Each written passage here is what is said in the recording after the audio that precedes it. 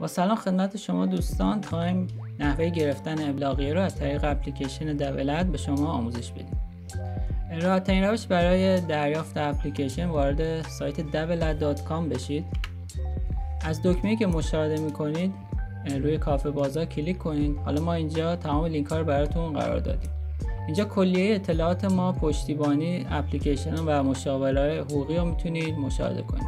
برای دانلود اپلیکیشن میتونید روی یکی از این گزینه‌های مایکت، کافه بازار یا گوگل پلی کلیک کنید. پس از کلیک روی اون دکمه وارد صفحه نصب برنامه میشین. از هر کدوم که دوست داشتین برنامه رو نصب میکنید و ادامه کار رو با هم دیگه پی میگیرید.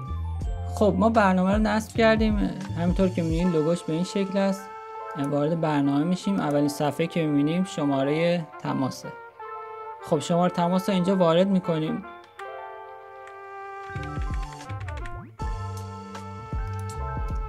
اگر با اون شماره تماس قبلا ثبت نام کرده باشید اینجا صفحه ورود رو میبینید. اگر ثبت نام نکرده باشید یه صفحه ثبت نام براتون میاد که یه سری اطلاعات ساده مثل نام خانوادگی رو از شما میگیره. من اینجا قبلا ثبت نام کردم، پس با رمز عبوری که دارم وارد میشم.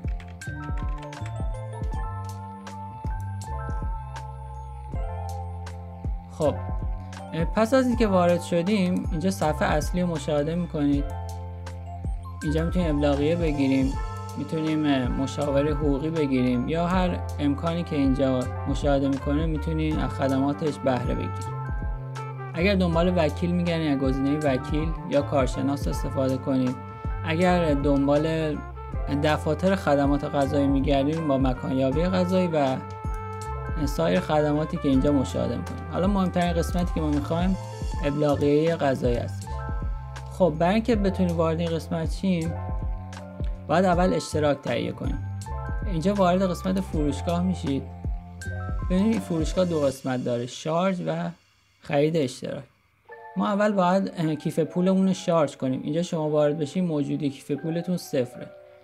پس از اینکه شارژ کیف پول رو زدین اینجا صفحه پرداخت براتون باز میشه. اگه با مایکت و کافه بازار وارد شدید اینجا وارد صفحه پرداخت اون اپلیکیشن ها میشید. اگر از گوگل پلی دانلود کرده باشین وارد پرداخت در مرورگر میشید. این صفحه پرداخت بانکی براتون باز میشه. اینجا پرداخت انجام میدیم و دوباره وارد اپلیکیشن میشید. خب معمولا بعد از پرداخت اینجا کیف پولتون شارژ میشه، ولی اگه نشد اینجا شما خیلی راحت روی کیف پول کلیک کنید. اینجا براتون به روز رسانی میشه و مبلغ جدید بهتون نشون داده میشه و اینجا هم اعتباری که نشون داده میشه. خب پس از اینکه کیف پولتون رو شارژ کردین اینجا مبلغ اضافه میشه ولی اعتباری ندارین، یعنی هنوز اشتراکی نخریدین. الان ما باید با اون شارژ کیف پولمون اشتراک بخریم. چجوری؟ برمیگردیم رو همون فروشگاه. ببینید اینجا دو قسمت، شارژ کیف پول و خرید اشتراک. خب ما کیف پولمون شارژه، میتونیم از شارژ کیف پولمون اشتراکی که میخوایم رو بخریم. اگر کاربر عادی هستین و فقط ابلاغیه میخواین روی همین اولی کلیک کنید. اگر وکیل هستین میخواین اطلاعات وکالت ثبت کنین با گزینه‌های آخر. خب من روی عادی کلیک میکنم. اینجا میگه که 50,000 تومان کیف پول شما کسب خواهد شد. پرداخت که بزنید این مبلغ از کیف پولتون کم میشه و پنل کاربریتون ارتقا پیدا میکنه. الان شما یک اشتراک فعال دارید. خب حالا خیلی راحت روی ابلاغ الکترونیکی کلیک میکنید. صفحه ابلاغ براتون باز میشه. روی سامانه اصلی ابلاغ میزنید.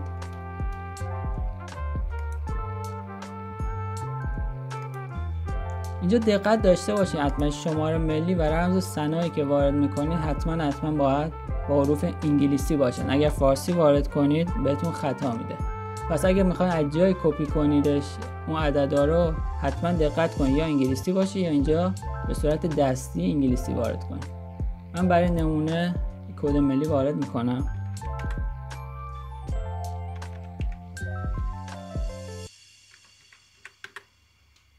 رمز ثنا هم که قبلا گرفتید و اینجا وارد میکنید. اگر رمز ثناتون یادتون رفته اینجا روی رمز عبور خدا فراموش کردم بزنید. در قسمت بعدی اینجا فراموشی رمز عبور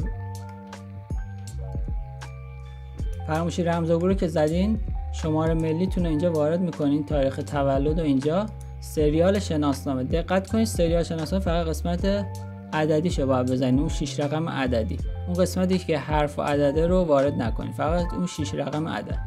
شماره همراهی که باهاش سنا ثبت نام کردید اینجا وارد میکنیم. اینجا یه عدد میبینید، عدد رو این قسمت وارد میکنیم و ارسال کد فعالسازی رو میزنیم. پس از اینکه کد فعالسازی به شماره همراهتون اومد، در این قسمت اون کدی که براتون اومده رو اینجا وارد میکنید و سپس عددی که اینجا میبینید رو توی این قسمت وارد میکنید. این قسمت وسطی مال ایمیله، اگه لازم ندارین با همون شماره تماستون میتونید کارتون رو انجام بدید. این قسمت دل بخواهید. خب پس عددم اینجا وارد میکنید، در حرف رمز شخصی میذارید، یه رمز جدید به تلفن همراهتون ارسال میشه و با اون رمز میتونید وارد سنا بشید. خب من برای نمونه با رمزی که دارم وارد میشم. خب دقت کنید توی مرحله اگه اخیراً رمز موقت گرفتین از سامان، اینجا بهتون میگه رمز موقت قبلا برای شما ارسال شده، پس اون رمز قبلیتون هنوز اعتبار داره، اون رو اینجا وارد میکنید.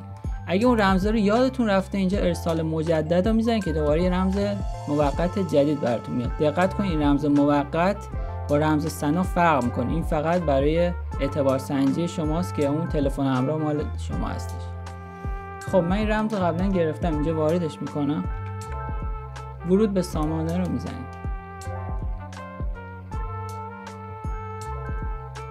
خب صفحه ابلاغیه براتون باز میشه، اینجا ابلاغیه های جدید رو میتونید ببینید. این قسمت ابلاغیه های مشاهده شده و ما با این دو قسمت کار داریم. اگه ابلاغیه‌تون جدیده اینجا تعداد رو براتون میزنه، اگه مشاهده شده است از این قسمت میتونید دوباره اونا رو مشاهده کنید. من روی ابلاغیه جدید میزنم. خب همونطور که میبینید اینجا ابلاغیه ها برام ظاهر میشه. اینجا تاریخ ابلاغیه ها رو مشاهده میکنید، روی هر کدوم که میخواین کلیک کنید.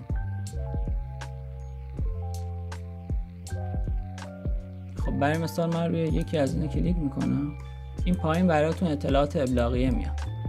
برای اینکه بتونید اونو دانلود کنین از این قسمت میبینید اینجا دریافت پیوست، دانلود رو میزنید و ابلاغیتون رو دانلود میکنید.